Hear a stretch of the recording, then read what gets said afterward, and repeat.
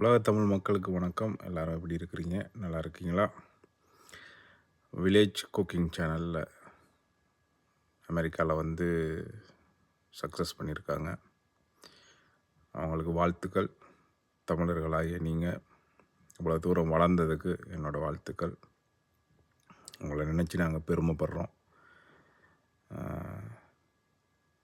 வாழ்த்துக்கள். So same time ஒரு விஷயத்தையும் நான் உங்களுக்கு சொல்லணும்.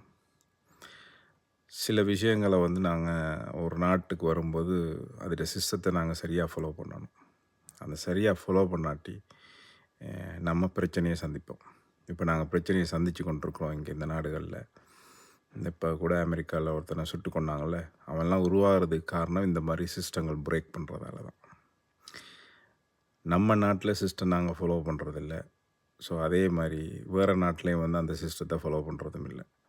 ஸோ அந்த சிஸ்டங்களை பிரேக் பண்ணாதீங்க தயவுசெய்து. நீங்கள் வந்தது சந்தோஷம்தான். பட் அந்த நியூயார்க்கில் டைம்ஸ் ஸ்கொயரில் போயிட்டு லுங்கி கட்டிட்டு அதிலெல்லாம் போயிட்டு பண்ணுறதெல்லாம் வந்து ஒரு ஒரு நம்மளை நாமளே தர தர தரந்தாழ்த்துற விஷயங்கள் இதெல்லாம் வந்து நாங்கள் பண்ணக்கூடாது. இந்த மாதிரி விஷயங்கள் இந்த நாட்டில் என்ன சிஸ்டமோ என்ன மாதிரி நாங்கள் இருக்கணுமோ அது மாதிரி நாங்கள் பண்ணணும். இப்போ இங்கே பனி கொட்டிக்கிட்டு இருக்கும், ஸ்னோ கொட்டிகிட்டு இருக்கும். இந்த டைமில் சில பேர் நம்ம ஆளுகளை பார்த்திங்கன்னா லுங்கியை கட்டிட்டு வெறும் மேலோட வீடியோ போடுவாங்க. அது ஒரு பெருமையான விஷயமா நீங்கள் நினைக்கிறீங்க? அதெல்லாம் கேவலமான விஷயங்கள். அதெல்லாம் நல்ல விஷயம் இல்லை. அதெல்லாம் செருப்பு போட்டு ஸ்னோவில் போவான்.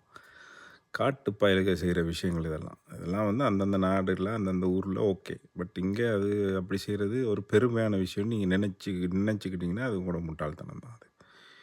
அதே மாதிரி அந்த பாக்கில் அந்த சேனலில் பாருங்கள், அந்த அந்த பாக்கிலலாம் நெருப்பு போட்டு அந்த புல் எல்லாத்தையும் வீணாக்கி இது டேமேஜ் பண்ணி அந்த சேஃப்டியே ஒரு சேஃப்டியாக இல்லை அந்த விஷயம் செய்கிறதெல்லாம்.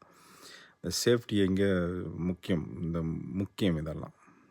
அதை டேமேஜ் பண்ணுறீங்க. அப்புறம் நிலத்துக்கடியில் 1008 பைப் லைன்கள் போகும். அதெல்லாம் இருக்குது சேஃப்டி. அதில் போட்டு அதை கொளுத்தி எரித்து அந்த இங்கே அரேஞ்ச் பண்ணவங்களுக்கு கூட அந்த சிஸ்டம் இங்கே தெரியலை. ஏன் அதை அவங்க சரியாக பண்ணலை? அவங்கள ஏதோ ஒரு காரணத்துக்காண்டி அதை செய்ய வச்சுருக்காங்க அவங்கள. பாவம் அவங்களுக்கு எதுவும் தெரியலை.